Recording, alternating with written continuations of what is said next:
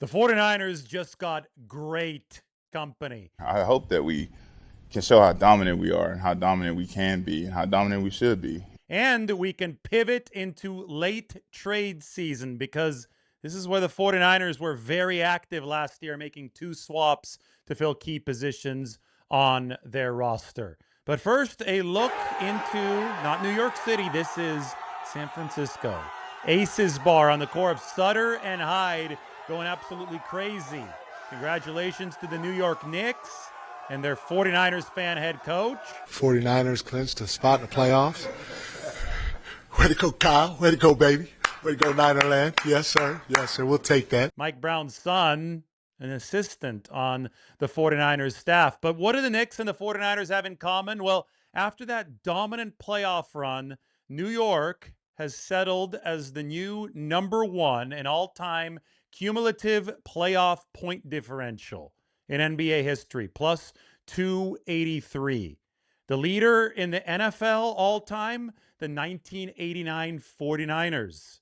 They outscored their opponents by a combined 100 points over 3 playoff games. I don't think that will ever be broken in the NFL. The 49ers just rampaged through that 89 season playoffs. They beat the Vikings 41-13. NFC Championship game, the Rams came to Candlestick Park. 49ers beat them 30-3. And then, of course, it was the Denver Broncos 55-10. 49ers steamrolled them in the Super Bowl. This run for the Knicks was insane because they actually trailed the majority of the time. They only held the lead about 24% of the time in the NBA Finals. But even though they trailed by double digits in each of the 5 games, they still won in only 5 games.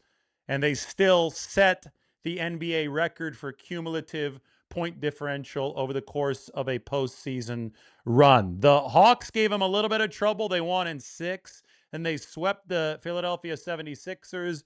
They swept the Cleveland Cavaliers, and then they took care of San Antonio in 5 games. So at the top of the NBA all-time runs or all-time playoff runs list, you've got these Knicks. The 49ers remain on top of the NFL heap with their 1989 team, which I would argue is the greatest team in NFL history. In baseball, it is the 2007 Boston Red Sox who have the best run differential in a postseason. The previous high in basketball, by the way, the Curry, Kevin Durant Warriors. So that gives you another idea of how good these Knicks were. Speaking of dominance, I know that 1999 is a tough bar to clear in the salary cap era, but the 49ers firmly believe that they can still be a dominant team. Maybe not plus 100 point differential in the playoffs, but listen to Trent Williams talking just a couple weeks ago. I hope that we can show how dominant we are and how dominant we can be and how dominant we should be. And, with the offseason we've had, the players we've added, I think we got a good chance to go out there and show that, be the team that we know we are. Williams has a point. And just rewind back to the season opener of 2025. Remember that later that year, the Seattle Seahawks would steamroll their way to a Super Bowl. They were dominant in the postseason. But the 49ers, when they were mostly healthy, now obviously not completely healthy and available, they were still missing Brandon Ayuk, so no ex-wide receiver, and George Kittle got hurt after the first possession. But when they had most of the squad available, the 49ers outgained the Seattle Seahawks on the road 384 yards to 230 yards. They ran 72 plays. The Seahawks managed only 50. That was a statistical domination, one that would have been reflected on the scoreboard had the 49ers already moved from Jake Moody to Eddie Pinheiro at kicker. They won by 4 despite missing 2 field goals. Anyway, that's the last time that we saw the 49ers mostly healthy, right? And they beat the eventual champion, the eventual dominant champion, Seattle Seahawks on the road with a statistically convincing margin. I think that that's reason enough to believe Trent Williams that the 49ers can be a dominant football team when they have the horses available. In fact, if you look at San Francisco's lineup. If you look at the depth chart right now, I know that I highlight the A-list players, the foundational pillars in yellow. They've got more foundational pillars than they've ever had. You could talk all you want about the Rams adding Myles Garrett. You could talk all you want about the moves around the league this offseason, but you cannot deny the fact that the 49ers have fortified the most important parts of their roster, the load-bearing walls, in a way that we haven't seen yet in the Kyle Shanahan, John Lynch era. Of course, there was the trade for Osa Odigizua, but there also will be the injury returns of Nick Bosa and Fred Warner. And I've updated you recently on Bosa.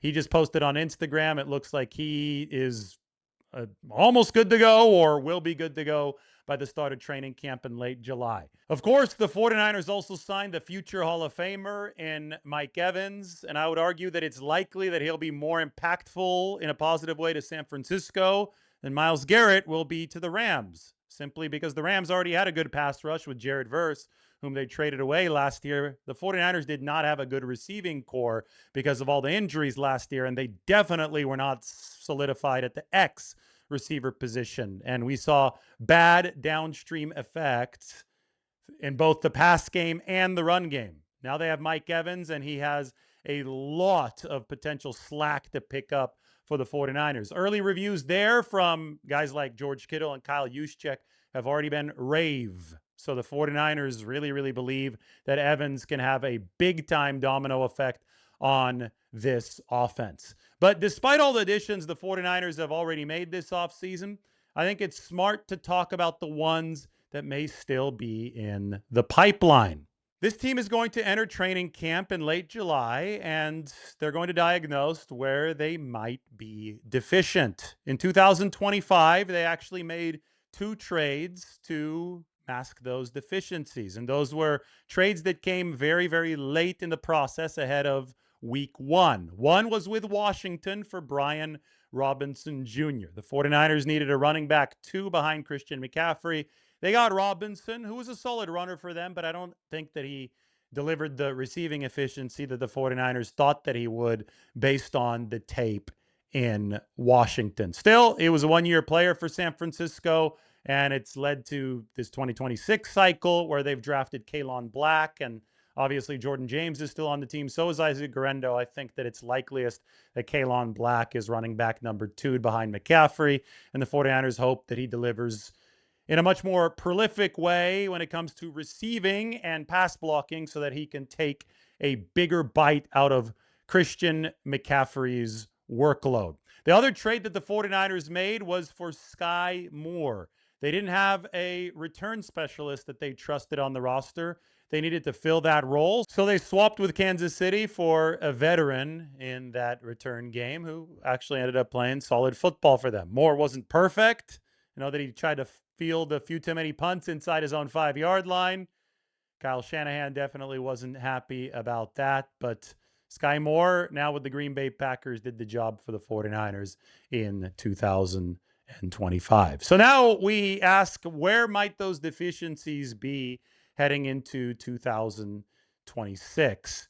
There's a lot more murkiness this year than last, because last year the 49ers, although Robert Saleh was in year 1 of his second stint being the 49ers defensive coordinator, we already had an idea of what Saleh would want on that side of the ball. This year with Raheem Morris, the new defensive coordinator, there's seems to be a lot more variety that's possible for the 49ers to be interested in on the free agent market because of the amorphous schemes that Raheem Morris has run and plans to run with the 49ers. But just at the safety position, we don't have a definite idea of exactly who his guys are going to be. In fact, Raheem talked the other day about both safety positions being open for competition. I think that's the most important thing. I think it's spots, right? Nobody ever gets comfortable in the National Football League. Coaches, players, and nobody. I think you want to go out there and have high-level competition across the board. And that means that neither Malik Mustafa nor Jair Brown is guaranteed a starting job. Safety, I always think of that as the silent quarterback of the defense, and maybe somebody who's an extension of the defensive coordinator, especially if that D coordinator has a DB background. And I always talk about Raheem Morris playing safety at Hofstra, starting as a DB coach in this league, working under Mike Tomlin in Tampa Bay. John Lynch was actually one of his safeties there. So you would think that Raheem is going to be particular about that position. So you start to look around the league, who might the 49ers be interested in? I think with Raheem Morris, it's an obvious connection to Jesse Bates III. A star safety, plays for the Atlanta Falcons, entering his final year under contract. This is a veteran presence who might be icing on the cake for the 49ers this year. Of course, we also look at the defensive end position opposite Nick Bosa because the 49ers have been interested in adding there all offseason. It's my belief that they've got an offer out to Joey Bosa if he wants to continue playing. It's obviously not going to break the bank for the 49ers because they have to be very careful there given their long-term salary cap situation.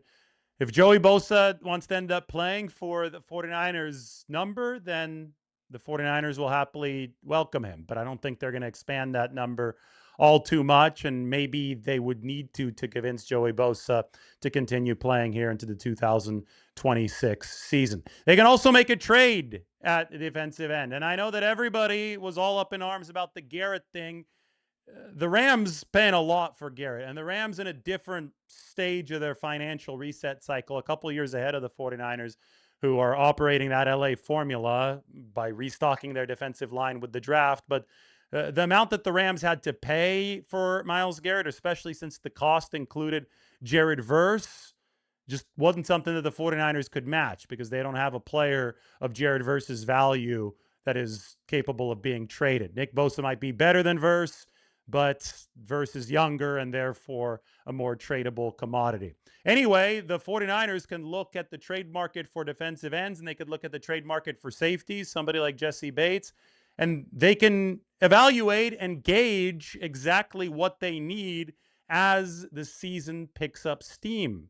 These aren't necessarily moves that the 49ers will have to make immediately. Last year, I know that they got Sky Moore, and I know that they were able to add Brian Robinson Jr., a couple backup level players, at least when you talked about the offense, right? I know special teams was big for both of those guys, and they ended up being the 49ers' two kick returners, but those weren't starting level players. They got them before the start of the regular season. I think for some of the bigger splashes, when you start talking about guys who would be seismic additions to this team, it's more likely that those come once the regular season has started. The deadline is not until early November. The 49ers have been very, very active when it comes to making trades. Of course, we can always point to the big move for Christian McCaffrey in 2022, but we can also talk about Emmanuel Sanders in 2019, and essentially every season but 2018 under Shanahan and Lynch has featured a pre-deadline trade. So if you're the 49ers, you can gauge exactly where you are over camp and then maybe even into the regular season at some of these purported positions of need before making a move. Of course, there's always going to be talk about Max Crosby. That, too, is a trade that I think would be more likely to happen ahead of the deadline during the regular season, once people get a gauge of what the 49ers need, once people get a gauge of their trajectory, once the Raiders get a gauge of their own trajectory.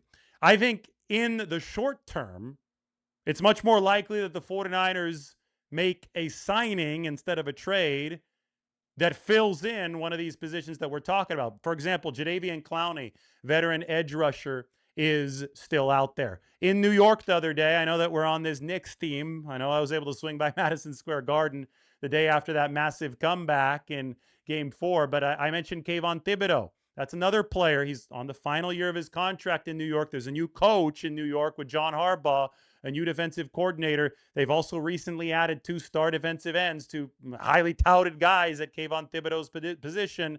Maybe he's somebody that ends up being on the trade block early in the 2026 season, or maybe even in training camp.